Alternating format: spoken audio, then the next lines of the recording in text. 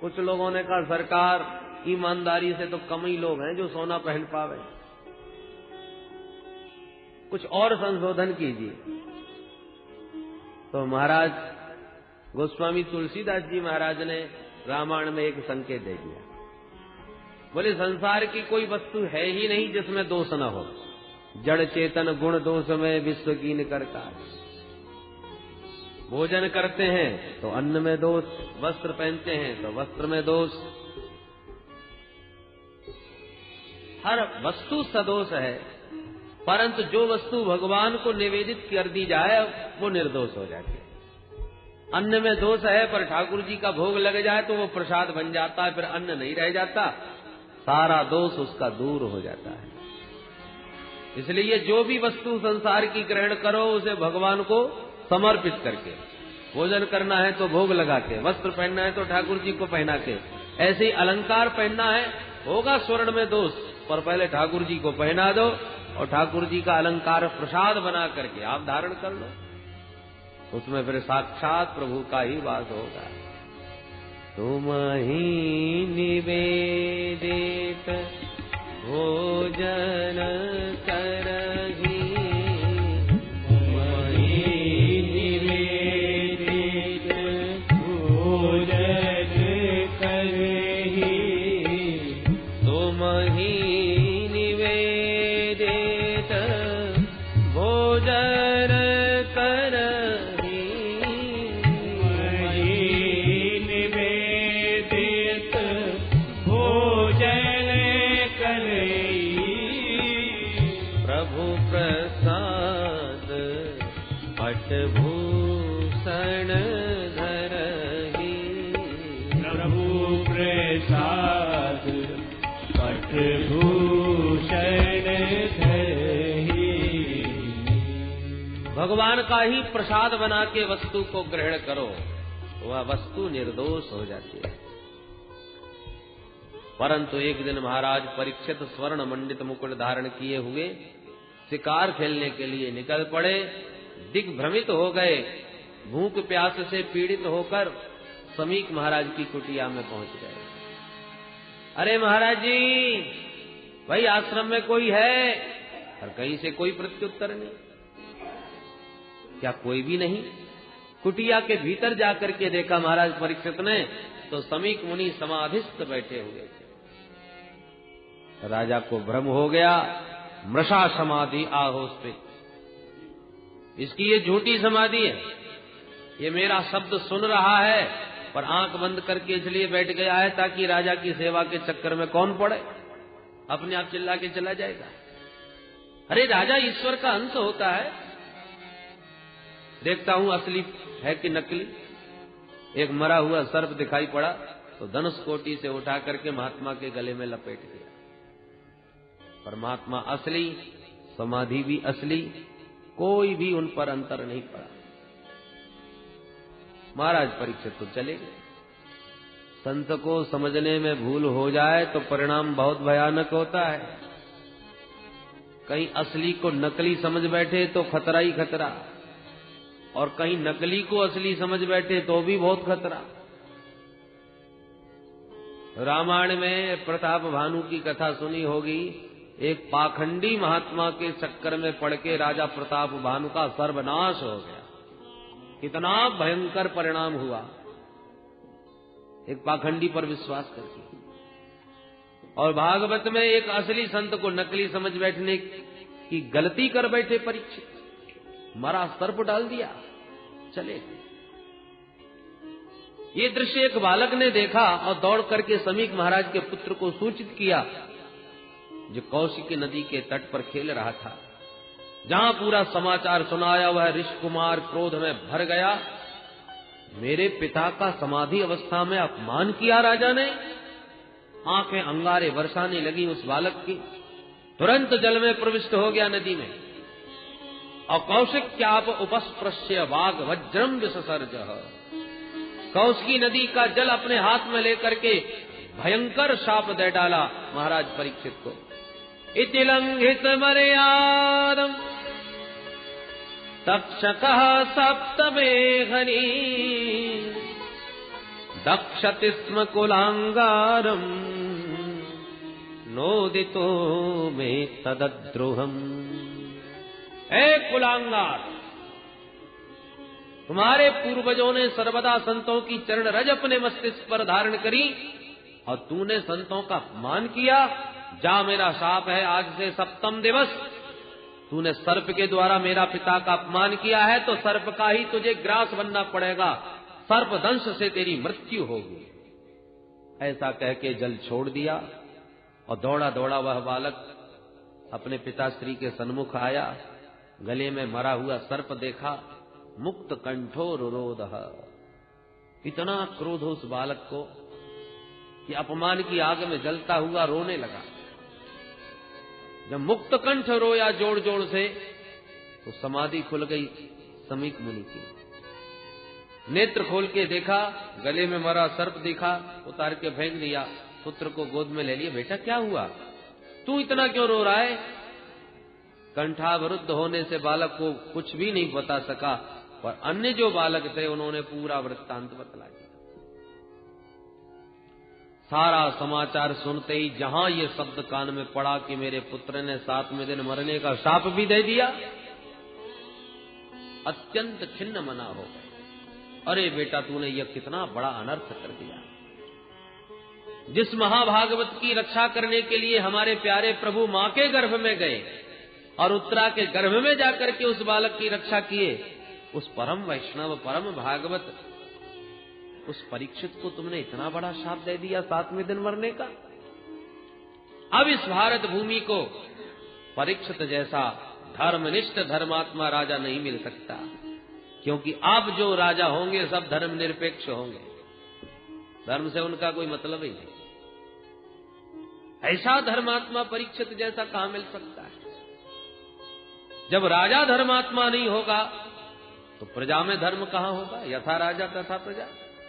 प्रजा जब धर्मनिष्ठ नहीं होगी तो वर्ण संकरता फैलेगी और ये सारे दोष का कारण तू बनेगा बेटा।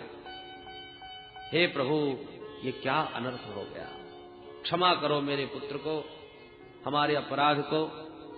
पर अब जो होना था वो तो हो चुका। तुरंत अपने सेवक को भेज करके परीक्षित को ये सारा समाचार सुनाया।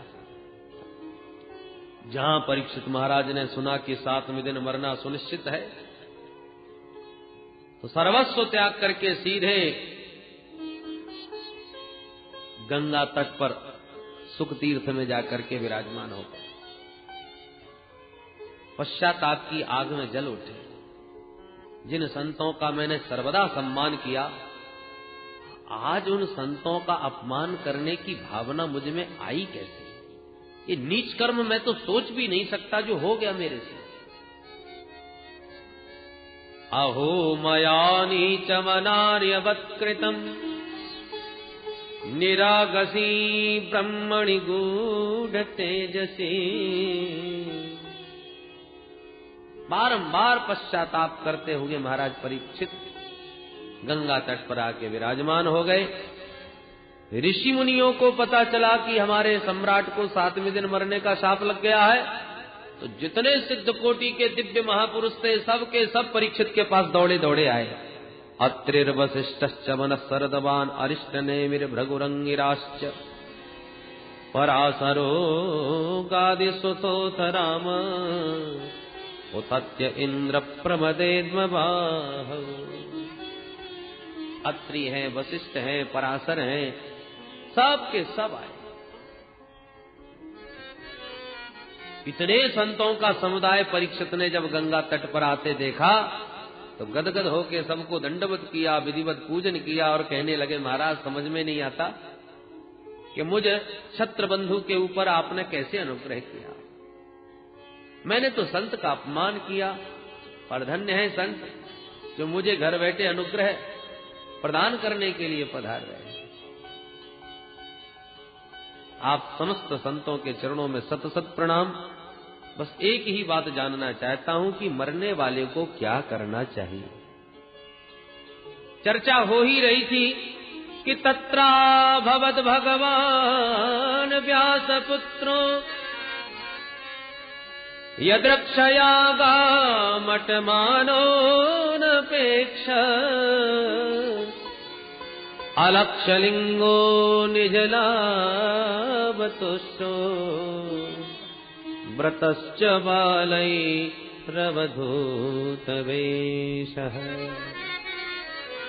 अचानक ऋषि मुनियों के बीच में साक्षात भगवान प्रकट हो गए। कौन से भगवान? बोले भगवान व्यासपुत्र। मानव भक्त की रक्षा करने के लिए भगवान ही व्यास नंदन बन के प्रकट हो गए। बोल सुखदेव भगवान की। पहले परीक्षित पर संकट आया, वो भी ब्राह्मण था, अश्वत्थामा। उसने छोड़ा ब्रह्मास्त्र का बाण, तो उस अस्त्र से बचाने के लिए भगवान भी गत आत्त चक्रो, अपने चक्र को लेकर के दौड़े और परीक्षित की रक्षा कर लिए। अस्त्र का संकट आया तो अस्त्र लेके भागे, पर अब की बार इस ब्राह्मण ने वाग वज्र छोड़ा है, वाणी का वज्र चलाया है मारने के लिए, तो भगवान भी व्यास नंदन बन के वाणी से ही रक्षा करने के लिए प्रकट हो गए। इसलिए केवल व्यास नंदन सुखदेव नहीं, अपितु तत्राभवत भगवान व्यासपुत्र, मानो भगवान ही व्यासपुत्र के रूप में पधारे। स्वेच्छा से भ्रमण करते हुए जा रहे हैं। अलक्षलिंग स्त्री पुरुष भेद रहितः। ऐसे परमहंसाचार्य श्री सुखदेव जी, जिन्हें इतना भी ज्ञान नहीं कि स्त्री और पुरुष किसे कहते हैं। उनकी दृष्टि में तो सब में वही एक सत्ता। निजलाभतुष्ट, निजानंद में परिपूर्ण है। इनका तो परमानंद इनके भीतर ही विराजमान है। निजाभ्याम श्री राधा कृष्णाभ्याम तयोः दर्शन एव लाभ तेषाम संतुष्ट। उनके तो हृदय कमल में ही प्रिया प्रीतम का नित्य निवास है, नित्य विहार है। उसी में सर्वदा रमणते करते रहते हैं, रमते रहते हैं। बहिरंग दृष्टि इनकी होती ही नहीं, दुनिया वालों पर दृष्टि इनकी जाती नहीं। ऐसे परमहंस शिरोमणि है श्री सुखदेव जी। व्रतश्च बालैरवधूतवेशः। 16 वर्ष की उम्र में भी नग्नावस्था में घूम रहे हैं। दिगंबरम भक्त विकीर्ण केशम, केश खुले हुए हैं, दिगंबर स्वरूप है। प्रलंब बाहुम, बड़े बड़े विशाल भुजाएं हैं। दिव्य आभा मुख कमल पर चमक रही है। उस मुख कांति को देख करके कई सुंदरियां इनके पीछे लग जाती हैं, और कई गांव के बच्चे हाथ धो करके इनके पीछे पड़ जाते हैं। ताली बजा के नंगा बाबा आ गया, नंगा बाबा आ गया, तमाम बच्चों की भीड़ पीछे लग जाती है। पर सुखदेव जी पर कोई फर्क नहीं। कौन अनुराग पूर्ण निहार रहा है तो कौन हमारा उपहास उड़ा रहा है, सुखदेव जी दोनों में बराबर। ऐसे श्याम विग्रह स्वरूप सुखदेव जी का दर्शन किया तो जितने सिद्ध कोटि के संत गंगा तट पर बैठे थे सबके सब उठ के खड़े हो गए। बोलो सुखदेव भगवान की। परीक्षित आश्चर्यचकित हो गए। 16 वर्ष का ये बालक आया और ये 10-10 हजार वर्ष की दीर्घायु वाले महात्मा, सफेद दाढ़ी वाले, सबके सब स्वागत कर रहे खड़े होकर। इसका मतलब बालक साधारण नहीं है, कोई विभूति है। परीक्षित ने तुरंत खड़े होकर के सुखदेव जी को साष्टांग दंडवत किया। सविष्णुरातोथ आगताय तस्मै सपर्याम शिरसा जहार। ततो निवृत्ता यबुदा स्त्रियोर्भका महासने सोपविवेश पूजिता। महासने सोपविवेश पूजिता। महाराज परीक्षित ने खड़े होकर के दंडवत किया, आसन दिया, षोडशोपचार पूजन किया। जब महाराज परीक्षित को पूजन करते हुए उन बालकों ने और स्त्रियों ने देखा जो बाबा के पीछे पड़े हुए थे, घबराए गए। राम राम, जिसको पागल बाबा समझ के पीछा कर रहे थे, ये तो कोई सिद्ध बाबा निकल पड़ा।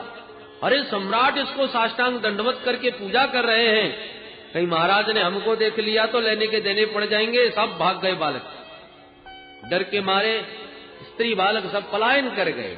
ततो निवृत्ता यबुदा स्त्रियोर्भका। परीक्षित महाराज ने विधिवत पूजन किया और कहा, भगवान आज मैं धन्य हो गया, मेरे जैसे छत्र बंधु के ऊपर आपने अनुग्रह किया, सहज पधार करके दर्शन दिया। अरे आप जैसे तो संतों का कोई स्मरण भर कर ले तो पाप मुक्त हो जाए, और स्मरण के साथ साथ कहीं आप जैसे संतों का दर्शन मिल जाए फिर तो कहना ही क्या, और दर्शन के साथ साथ कहीं आपके चरणों का चरणोदक मिल जाए फिर तो पूछना क्या, और चरणोदक के साथ साथ कहीं आपके वचनों की गंगा में गोता लगाने को मिल जाए तब तो फिर पाप का लेश भी शेष नहीं रह सकता, अंश मात्र भी पाप है टिक नहीं सकता। येषां संस्मरणात् पुंसाम् सद्यः शुध्यन्ति वै गृहा, किं पुनर्दर्शन स्पर्श पाद शौचासनादिभिः। मैं धन्य हो गया महाराज, केवल एक ही बात जानना चाहता हूं, क्योंकि आप योगियों के भी परम गुरु हैं, अतः आपसे पूछना चाहता हूं कि म्रियमाणस्य किम कर्तव्यम्, मरण धर्मा इस प्राणी का क्या कर्तव्य है, वो कृपा करके बताइए। जीवन में क्या श्रवणीय है, क्या स्मरणीय है, कौन भजनीय है, जीव का कर्तव्य क्या है और अकर्तव्य क्या है, इसको जरा विस्तार पूर्वक मुझे समझाइए। सुखदेव जी बोले, बैठने की देर नहीं हुई और तुमने आते ही प्रश्नों की झड़ी लगा दी। अरे कोई आवे तो पहले उसको प्रेम से शांति पूर्वक बैठने तो दो। परीक्षित महाराज कहते हैं, आप जैसे महापुरुष ज्यादा देर तक बैठते ही कहां है, गोदोहन काल से ज्यादा टिकते नहीं। इसलिए मैंने तब तुरंत प्रश्न किया है कि अब आपको इन प्रश्नों का समाधान दे के ही यहां से खड़ा होना होगा। सुखदेव जी परीक्षित के इन प्रश्नों पर विमुग्ध हो गए, गदगद होकर के बोले, बरीयाने सते प्रश्न क्रतो लोकहितो नृप, आत्मवित सम्मतः पुंसा श्रोतव्य देशो यः परः। देखिए, जो चीज खाई होगी उसी की डकार आएगी, जो भीतर भरी होगी। मूली खा के आए हैं तो मूली की डकार अपने आप बताई देगी, ये तो मूली खाए बैठे हैं। प्याज लहसुन खा के आए हो तो उसकी दुर्गंध अलग समझ में आ जाएगी। भीतर क्या भरा है वैसी ही गंध आएगी, वैसी ही डकार आएगी। तो सुखदेव जी के भीतर ब्रह्मानंद भरा हुआ है, निजलाभतुष्ट। तो सुखदेव जी का जो प्रथम अक्षर मुख से निकला वो भी ब्रह्म का ही बीज निकला। वकार जो है वो ब्रह्म का बीज है, और सुखदेव जी के मुख से पहला वकार ही निकला। वरीयाने सते प्रश्न कृतो लोकहितो नृप, वरीयाने सते प्रश्न। वरीयान वकार सबसे पहले निकला, क्योंकि ब्रह्म का बीज वकार और ब्रह्मानंद सुखदेव जी के भीतर। सुखदेव बाबा कहते, परीक्षित ये प्रश्न तुमने केवल अपने लिए नहीं किया है। यदि परीक्षित ये पूछते, महाराज मैं 7वें दिन मरने वाला हूं, कुछ बचने का उपाय बताओ, तो ये व्यक्तिगत प्रश्न हो जाता है। परीक्षित का प्रश्न ये है कि मरने वाले को करना क्या चाहिए। तो मरने वाले कोई परीक्षित अकेले थोड़ी है, इसका नाम ही मृत्युलोक है, मरने वाले तो सभी हैं। और सबके जीवन में ही 7 दिन के भीतर ही तो काल रूपी व्याल अपना ग्रास बनाने आता है, क्योंकि 7 ही दिन है, रवि सोम मंगल बुध बृहस्पति शुक्र शनि, और इन 7 दिन के भीतर ही काल व्याल का ग्रास प्रत्येक प्राणी को बनना है। इसलिए परीक्षित का प्रश्न सार्वभौम है। अतः सुखदेव जी गदगद हो, अरे परीक्षित क्रतो लोक हितो नृप, लोक हित के लिए जन कल्याण की भावना से बड़ा प्यारा प्रश्न है तुम्हारा, क्योंकि ये अभागा जीव मोह ग्रसित है, अपने बारे में से सोचने का समय नहीं, हमेशा दूसरों के बारे में ही सोचता रहता है। मेरे बाद इनका क्या होगा, मेरा इतना बड़ा कारोबार, मेरा इतना बड़ा परिवार, मेरे इतने बच्चे, अब कैसे क्या संभालेंगे। लो, अंतिम समय जीवन का आ गया और फिर भी दूसरों के बारे में सोच रहे हैं। जिंदगी भर दूसरों को कमा कमा के दिया और अब भी अपने बारे में सोचने की फुर्सत नहीं। दिन भर पैसा कमाना और परिवार का पेट भरना, रात भर या तो खर्राटे बजा के सोना या विषयों के भोग में लगे रमे रहना। इसी में सारा जीवन जीव का समाप्त हो जाता है। निद्रिया ह्रियते रक्तम व्यवायेन च भावयः दिवाचार्थे हया राजन् कुटुंब भरणेन वा।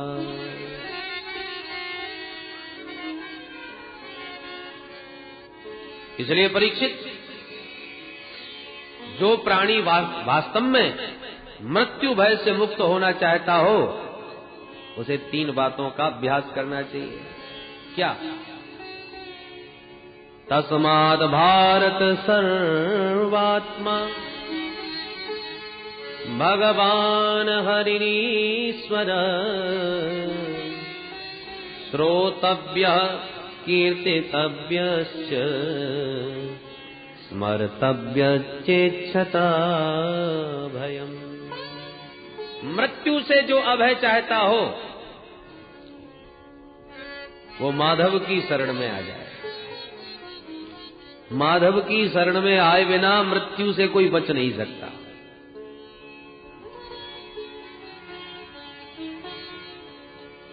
तो माधव की शरण में आए कैसे महाराज? क्या करें उसके लिए? बोले श्रोतव्य, सबसे पहले उनकी महिमा को सुनना प्रारंभ कर दो। सुनने से फायदा क्या होगा?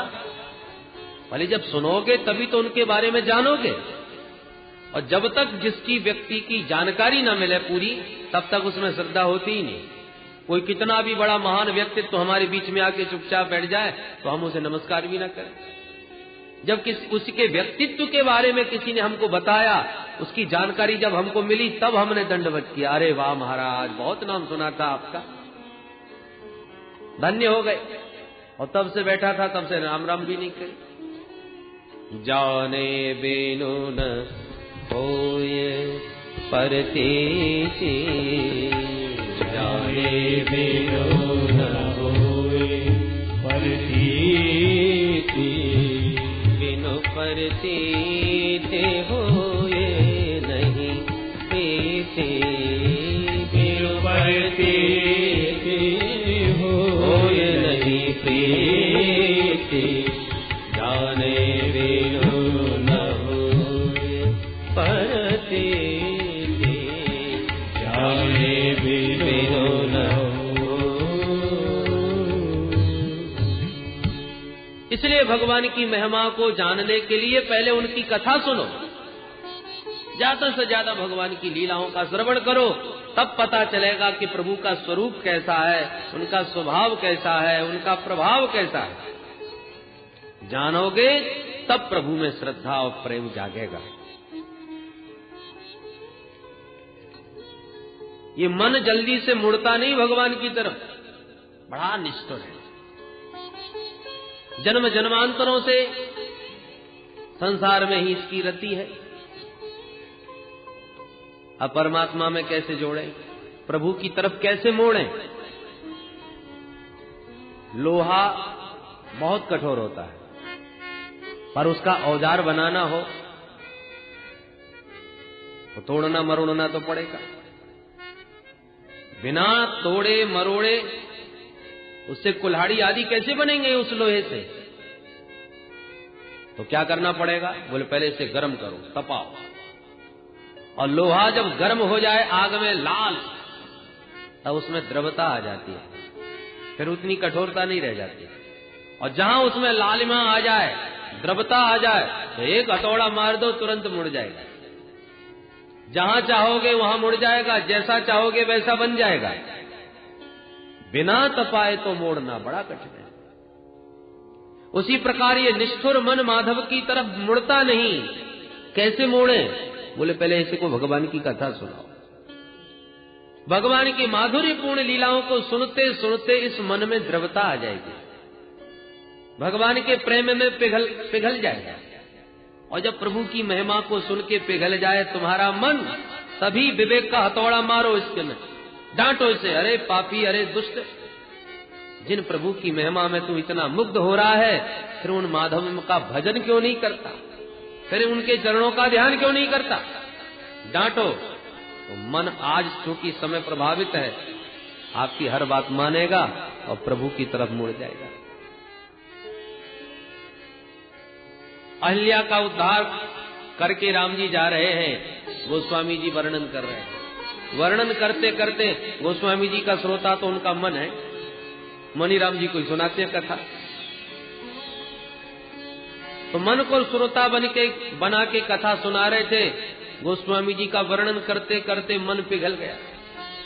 राम जी इतने कृपालु, इतने दयालु, जो बेचारी पाषाण प्रतिमा बनी पड़ी थी वन में, खग मृग जीव जंतु तह नाही, अरे जीव जंतुओं ने भी त्याग दिया था, मानवों की तो बात क्या, कोई नहीं देखता था, न कोई उधर जाता था। ऐसी अभागिन अहिल्या का उद्धार करने प्रभु स्वयं गुरु जी को लेके पहुंच गए और उस पर अनुग्रह किया, उसे परम पावन बना दिया। गोस्वामी जी का मन वर्णन करते करते मुग्ध हो गया, पिघल गया, और जहां मन पिघला तहां गोस्वामी जी ने उस मन को फटकारा। अस प्रभु दीन बंधु हरि, कारण रहित दयाल, तुलसीदास सठ ताहि भज, छाड़ कपट जंजाल। अब ये जो सठ संबोधन है वो अपने मन को है। गोस्वामी जी कहते हैं, अरे सठ मन बड़ा जीत है। एक तरफ तो प्रभु की महिमा सुन सुन के आज इतना पुलकित हो रहा है, और जब भजन करने का नंबर आवे तो भाग जाता है इधर से उधर। इसलिए तुलसीदास सठ ताहि भज, छाड़ कपट जंजाल, ये दुनिया के जंजाल को छोड़ और ऐसे प्यारे प्रभु के जिनकी महिमा से तू पुलकित है उनका भजन कर। पूरी राम कथा सुनाने के बाद राम कथा के अंत में, रामायण के अंत में भी अपने मन को यही समझाया, बोल ऐसा कौन पापी है जगत में जो राम जी का आश्रय लेकर के पावन नहीं हो गया। पाई न कहीं गति पतित पावन, राम भज सुनो सठ मना। पाई न कहीं गति पतित पावन, राम भज सुनो सठ मना। मेरे राम भज सुन सठ मना, राम भज सुन सठ मना पाई।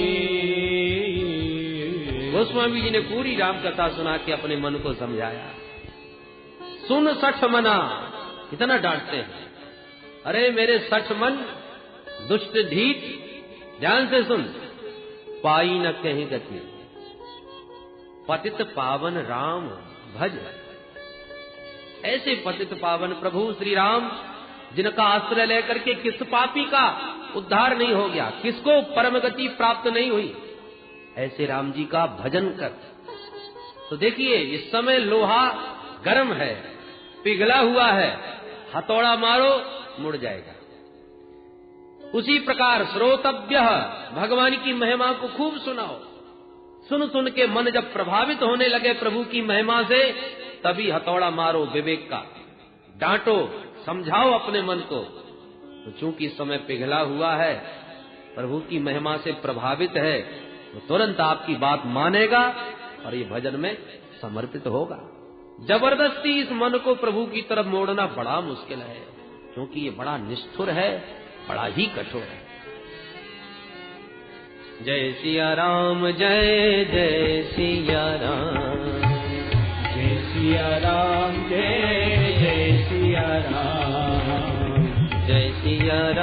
जय जय सिया राम, जय सिया राम, जय जय सिया राम, जय सिया राम, जय जय सिया राम, जय सिया राम, जय जय सिया राम, जय सिया राम, जय जय सिया राम, जय सिया राम, जय जय सिया राम, जय सिया राम।